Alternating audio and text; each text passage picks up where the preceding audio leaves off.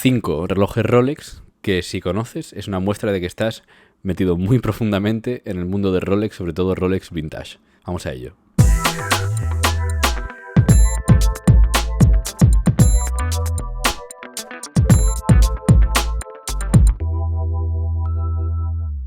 Pues bueno, este vídeo tiene un formato muy sencillo. Os voy a comentar sobre 5 relojes Rolex Vintage bastante únicos, bastante raros de ver, en algunos casos absolutamente únicos en existencia.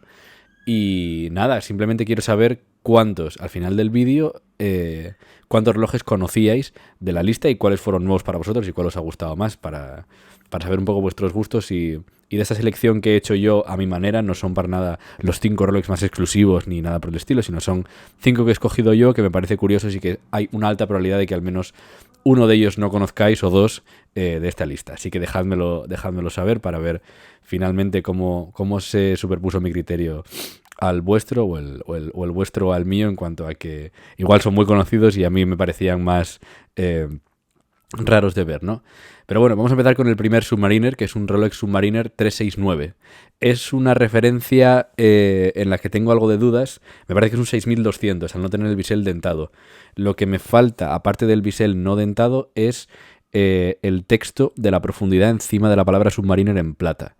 Lleva las manos Mercedes grandes y lleva el texto Rolex con la corona en grande, lo cual me hace pensar que es una referencia más temprana, es decir, como un 6200.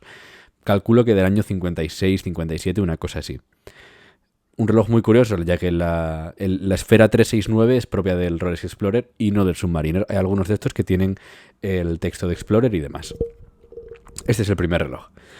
El segundo reloj es uno de mis relojes favoritos y uno de mis Grail Watches. Mis Grail Watches son dos dentro de lo que es Rolex y tienen la misma referencia. Son 10-16. Este es un Rolex Explorer 10-16 albino, ¿vale? Los relojes albino tienen mucha controversia a su alrededor. Son relojes que Rolex producía con esferas blancas. O se entiende que los produjo con esferas blancas y que no son falsos. Porque esto era una época en la que Rolex solo producía esferas negras. Así que estos Rolex albinos, hay algún Daytona, hay algún GMT y demás, son relojes extremadamente raros. Ha habido compilaciones de pruebas por parte de coleccionistas y expertos de que su reloj albino realmente lo produjo Rolex como una prueba o como un prototipo y demás. Yo me fío de estos dos que os he enseñado, y alguno más son de Eric Q, que es un dealer muy muy respetado de relojes vintage.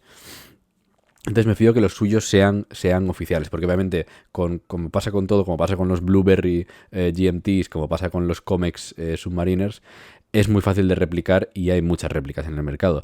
Pero decidme qué os parece este Rolex albino, que la verdad que me encantaría que hubiera una versión moderna, aunque bien sabemos que Rolex no es muy fan de hacer esas cosas, igual que no van a sacar un Daytona estilo Paul Newman ni nada por el estilo.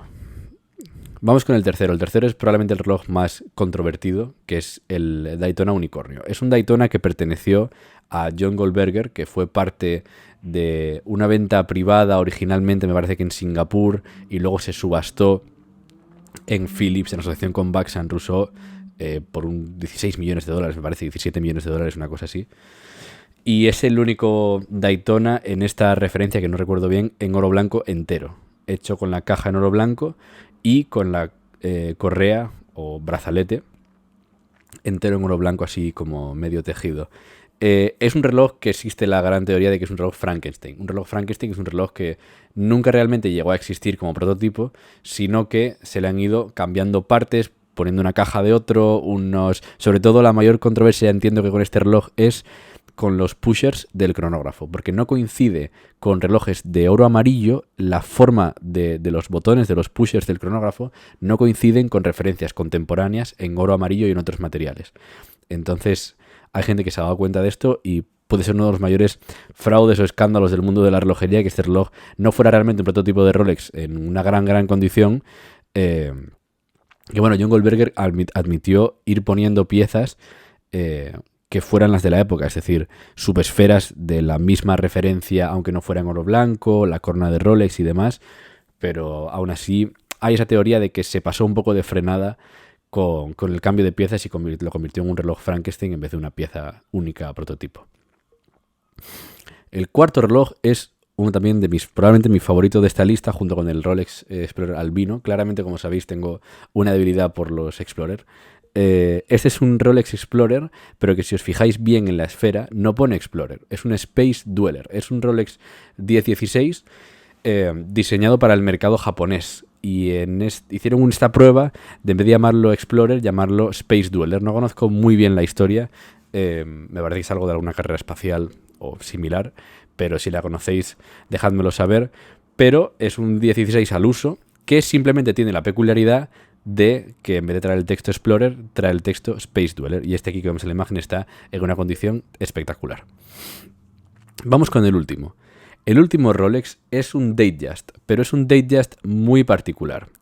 Es un Datejust con un bisel giratorio estilo Submariner, pero que además no tiene las marcas de los minutos como un Submariner, sino que tiene marcas distintas en distintos puntos de horas. Tiene las 3, las 5, las 7, las 9, que no son muy comunes en las marcas de los biseles. Es un bisel además más estrecho que el de un Submariner y trae dentro de la esfera la palabra Transcontinental, conocido como el Datejust Transcontinental.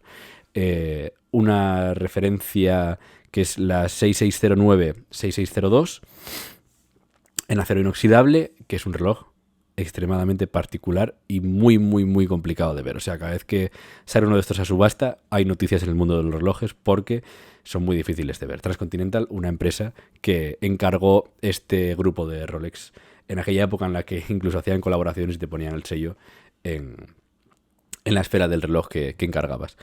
Estos han sido los 5 relojes curiosos o que demuestran que si los conoces es que ya estás metido profundamente en el mundo de Rolex, al menos Rolex Vintage. Dejadme saber cuántos conocíais, espero que hayáis disfrutado de este vídeo, que hayáis aprendido algo. Y nada, un saludo y nos vemos en el próximo.